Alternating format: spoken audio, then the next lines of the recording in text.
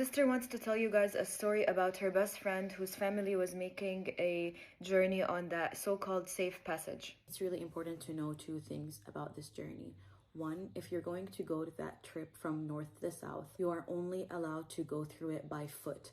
This means that any vehicle like a car, motorcycle, or bicycle are not allowed on that road.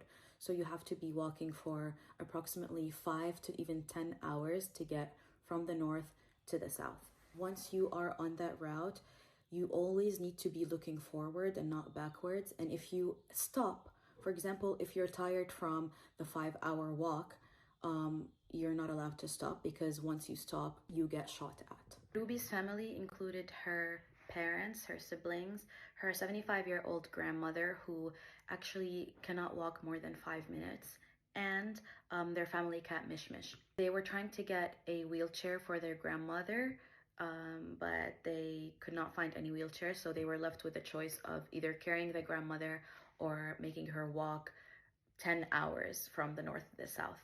And that's what they did. So the story starts when they were trying to leave their house in Rimal, which is in the north. And once they left, they were faced with tanks surrounding them everywhere and the Israeli snipers shooting at anyone who was trying to leave. So they decided to stay in the nearby supermarket for the night and then try their luck the next day. And that's what they did. The next day comes and they start leaving the supermarket, walking towards Gaza shore. That's where the safe passage starts. As they were walking, they were also faced by Israeli snipers. Israeli snipers tried to actually shoot the bag that was carrying Mishmish, the family cat, but thankfully Mishmish is okay. But they were shooting at everyone and everything. Once they got to the beginning of the safe passage, grandma collapses on the floor.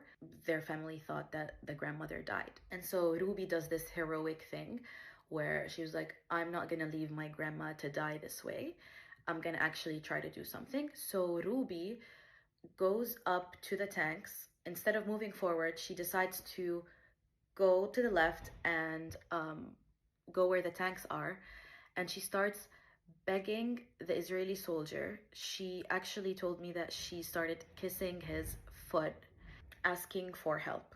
She told me that she was asking if they can bring a car, an ambulance to take her from the north to the south instead of having the grandmother walk for hours and hours, because she obviously can't. She's collapsing on the floor. The Israeli soldiers obviously made fun of Ruby.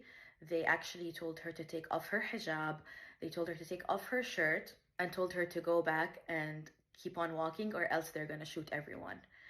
5 minutes later, a 4x4 Jeep started drifting on the sand, and obviously everyone was full of sand at that point. So Ruby's family actually decides to pull the grandma using a blanket that they had. So they had their grandma sit on a blanket and they pulled her the entire way.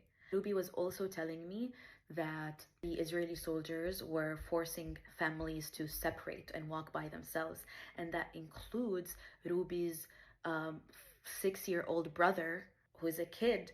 They forced him to walk by himself, and the brother was collapsing. He had a mental breakdown. He was crying because he didn't want to be separated from his mother. He's just a kid.